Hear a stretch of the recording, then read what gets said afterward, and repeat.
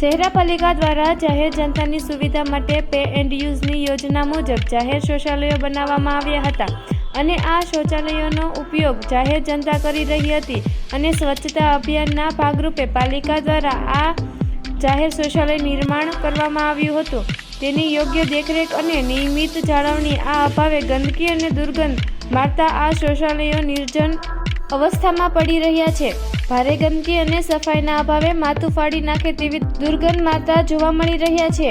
તેના પગલે પ્રજાના નાણાં પાણીમાં ગયા હોય તેવી પરિસ્થિતિ સર્જાઈ છે અને ચહેરામાં સરકાર દ્વારા સ્વચ્છતા અભિયાનના મસ્ત મોટા દાવાઓ કર્યા છે. શહેરાપાલિકા માટે સ્વચ્છતાના દાવાઓ માત્ર શોભાના ગાંઠિયા સાબિત થઈ રહ્યા છે. વિકાસ અને સ્વચ્છતાની વાતો વચ્ચે આ શૌચાલયની હાલત તંત્રની બેદરકારીનો નમૂના રૂપ સાબિત થઈ રહી છે.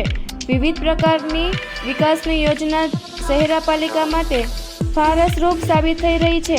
મહાપંચાલના ચહેરાના નાગરિકોનો આક્ષેપ છે કે સમયસર સફાઈ અને તકેદારી ન રાખતા શૌચાલય ઉપયોગ લાયક રહ્યું નથી અને નાગરિકોએ ભારે આપદા ભોગવવાનો વારો આવ્યો છે. જ્યારે ચહેરાનગર તાલુકાનું વડું મથક હોવાથી હજારો નાગરિકો તાલુકા મથકે પોતાના કામોથી અવર જવર કરતા હોય છે, ત્યારે કુદરતી હાજત અને લઘુશંકા વેળાએ ભારે કફોડી હાલત થઈ જાય છે. ત્યારે તાલુકાજનોના હિત અને સ્વચ્છતા માટે અને પાલિકા પોતાની ફરજ સમજીને આ જાહેર શૌચાલયો ફરીથી ધમધમતા કરે તેવી માંગ ઉઠી છે અને નગરજનો એ શહેરા નગરપાલિકા સહિતના સંબંધિત વિભાગ પાસે તાત્કાલિક સફાઈ હાથ ધરવામાં આવે અને યોગ્ય સંભાળ અને મરામત કરવાની માંગ કરી રહ્યા છે. તો ફરી મળીશું એક નવા સમાચાર સાથે. ત્યાં સુધી જોતા રહો લોકસામના ન્યૂઝ.